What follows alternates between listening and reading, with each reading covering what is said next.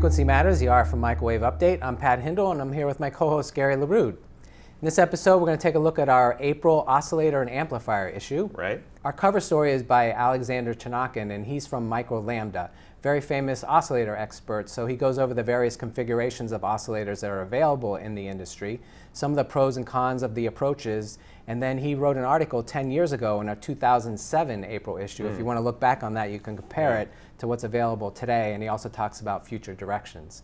And what do we have for some of the technical features? So kind of on the oscillator theme, we have an article which I found really interesting from SI Time talking about MEMS oscillators and contrasting them with crystal oscillators. And I didn't realize all the performance advantages that a MEMS oscillator has, and they kind of go through step by step on a number of the key performance parameters. And in their case, they're trying to target the small cell market. The second article I want to highlight is by Integra Technologies. And of course, they do power semiconductor devices, either discrete packaged or in pallet form. And they have an interesting article. Their thesis is that for many phased arrays using gallium nitride, particularly S-band, L-band, possibly even higher frequency, it's actually more cost-effective to do discrete power amplifiers rather than a full-blown mimic, and that you get the same performance but at a lower cost.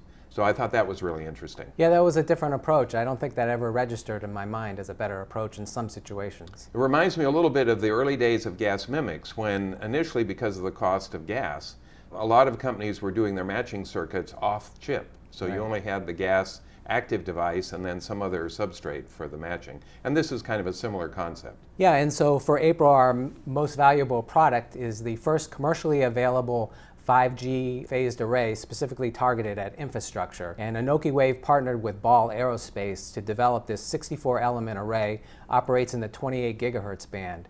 And it can be used as a standalone array, or it can be used as a synchronized array with other ones for MIMO or hybrid beamforming. Yeah. And rather than me going into the specifics of it, we have a guest in the studio today. Bob Donahue, CEO of Anokiwave, is here, and we talked with him about some of their new products in 5G. So let's take a look at a clip from that discussion earlier.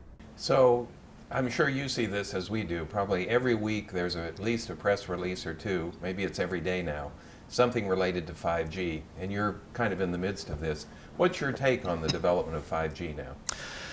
So it's the first thing is it's moving very, very rapidly, faster than I think anyone thought. Last year, we were all surprised when the FCC opened up 11 gigahertz of bandwidth suddenly, right? That's never happened in the US. Right. And then right behind it came fixed wireless access with Verizon, and that shocked all of us. Now, for us, it was very fortuitous because we introduced a product right in that frequency band, specifically that application. But Pat, you saw with I back at the World Mobile Congress that on the first day of the show, 22 companies in the Standards Committee put out a press release saying that they're putting out a new standard 5G-NR for new radio, and they're moving that release from 2020 into 2019. So that shaves about 50% off the product development time to get to market. So for all of us, I think that was a big shock. Okay, and we went in daily trying to understand, do we understand the ramifications of that? And it just started dawning on us more and more.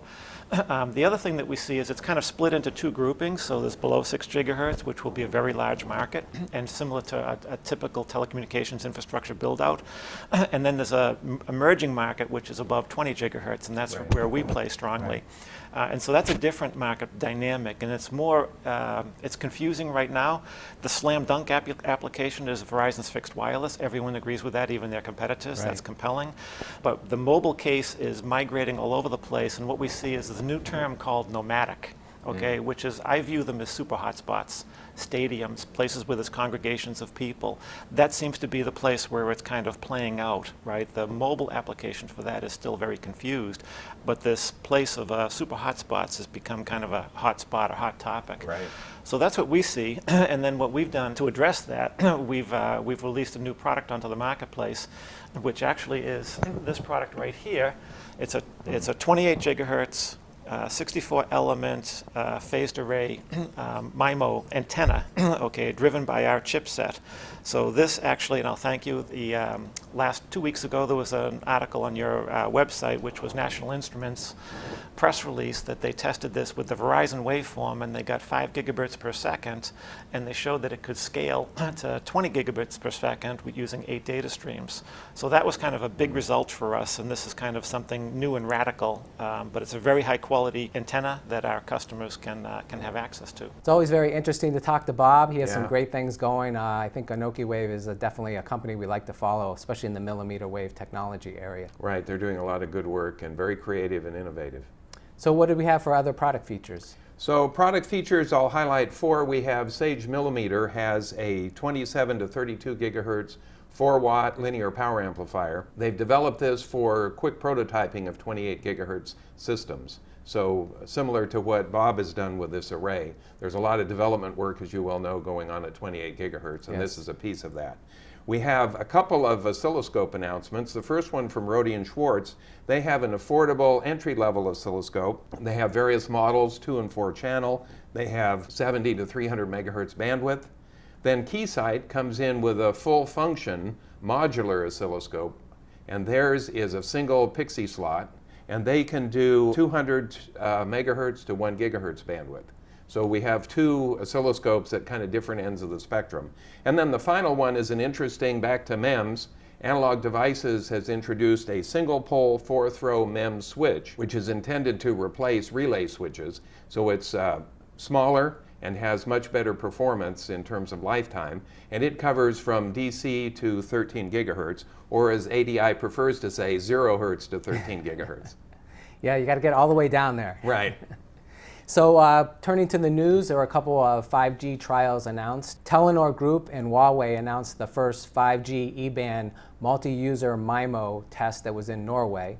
And they were able to achieve peak data rates of 70 gigabits per second and 20 gigabits per second to the individual user, because this was a multi-user MIMO configuration. And then secondly, Leti announced a European and Korean consortium that have a new project, and it's called 5G Champion.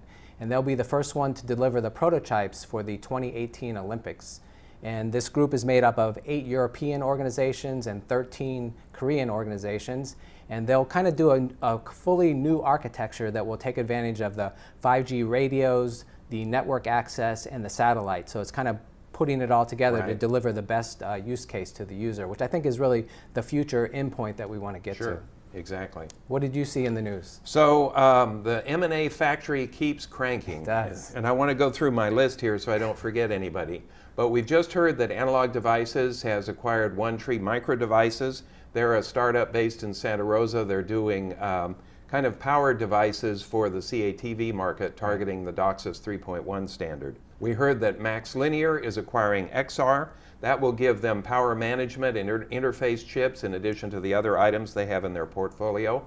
Mercury Systems has acquired Delta Microwave just recently, and the interest there was for Delta's gallium nitride power amplifiers, as well as they have a pretty good position on several programs like F-35, Paveway, and MALD.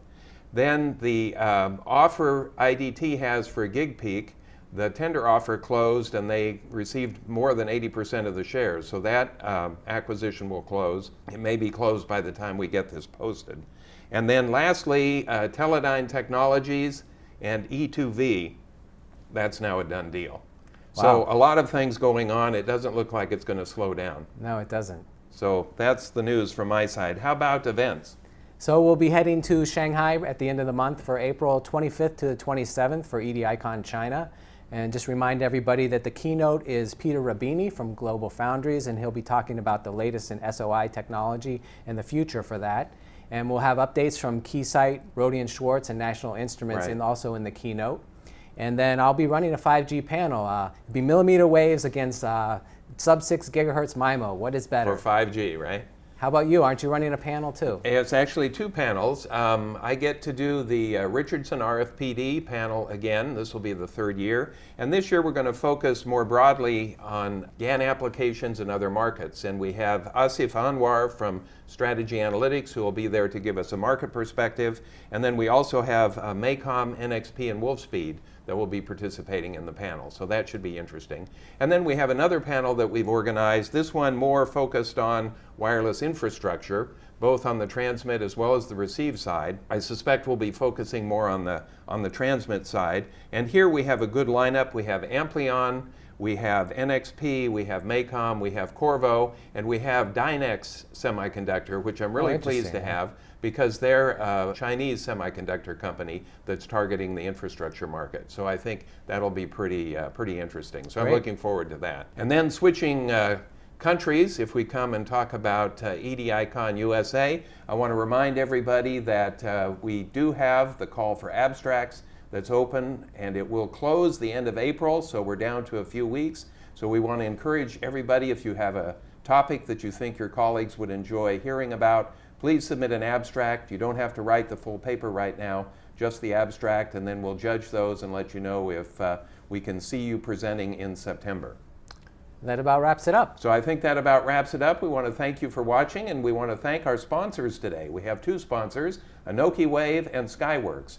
Both are premier semiconductor companies in the industry, and we appreciate their support. So again, thanks for watching, and join us for the next episode.